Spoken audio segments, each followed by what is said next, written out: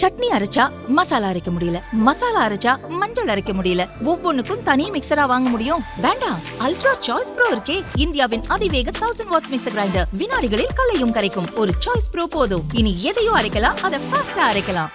இன்றைக்கு காலையில் 10:30 மணி அளவில் மாண்புமிகு நீதியரசர் ஜி.ஆர். சுவாமிநாதன் அவர்கள் அமர்வில் நேற்றைக்கு வழங்கப்பட்ட தீர்ப்பு, அதாவது மதுரை மாநகரத்தினுடைய கமிஷனர் அவர்களுடைய தலைமையில் தக்க பாதுகாப்பு ஏற்பாடுகளோட பெட்டிஷனர் உட்பட 10 பேர் போய் திருப்பரங்குன்றத்தில் இருக்கக்கூடிய மலை உச்சியில் இருக்கக்கூடிய தீபத்தூணில் தீபம் ஏற்றுவதற்கான அந்த பணிகளை உடனடியாக செய்யணும் அப்படின்னு சொல்லிட்டு நேற்றைக்கு மாலையில் மாண்புமிகு நீதியரசர் அவர்கள் உத்தரவு பிறப்பித்திருந்தாங்க.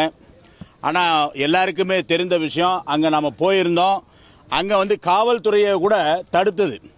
காவல்துறை தடுத்து என்ன சொன்னாங்க, அனுமதிக்க முடியாது, நாங்கள் மேல்முறையீட்டுக்கு போயிருக்கோம் அப்படிலாம் சொன்னோம். நாங்கள் தொடர்ந்து பக்தர்கள் எல்லாம் அங்கே ஒரு மிகப்பெரிய எழுச்சியோட சரணகோஷம் போட்டு கைதானாங்க.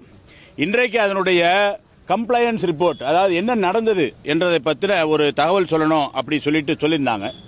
இதற்கிடையில் அரசாங்கம் மாண்புமிகு உச்சநீதிமன்றத்தில் மேல்முறையீடு செய்திருக்காங்க.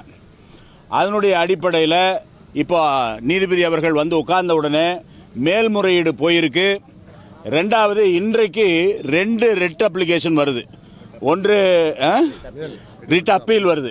அதாவது ஒன்று இங்கே மாவட்ட ஆட்சியர், மதுரை மாவட்ட ஆட்சியருடைய ஒன்று, அதே மாதிரி கோவிலுடைய தரப்பில் இன்னொன்று. இந்த 2 அப்பீலும் வருது. மூன்றாவதாக நேற்று முன்தினம் மத்திய காவல் துறையினுடைய சிஐஎஸ்எஃப் அதனுடைய பாதுகாப்போட அங்கே தீபத்தூணில் தீபம் ஏற்றுவதற்கான வேலைகளை செய்யணும்னு சொல்லியிருந்தாங்க. அந்த ரிப்போர்ட் கேட்டிருந்திருக்காங்க போல இருக்கு. அந்த ரிப்போர்ட்டை உடனடியாக தயார் செய்யணும்.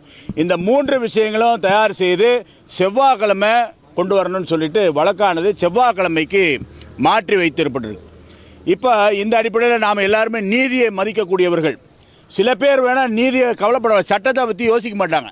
இப்போ சட்டத்தினுடைய ஆட்சி நடக்குதாங்கிறது சந்தேகமாக இருக்குது.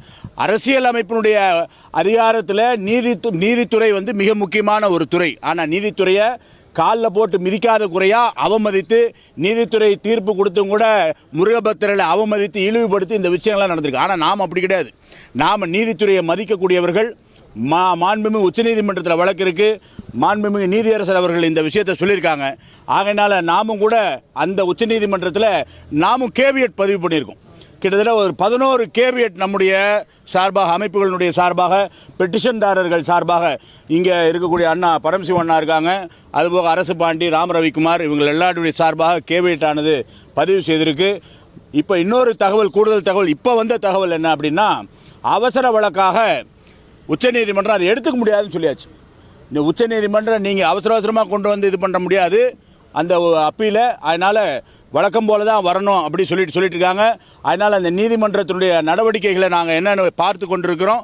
பார்த்து விட்டு இன்றைக்கு மாலையில் கொஞ்சம் சில விஷயங்களை முடிவு பண்ணி அதுக்கப்புறம் நாம் சில இருந்தாலும் சட்ட ரீதியாக என்ன செய்ய முடியுமோ அதைத்தான் செய்வோம்.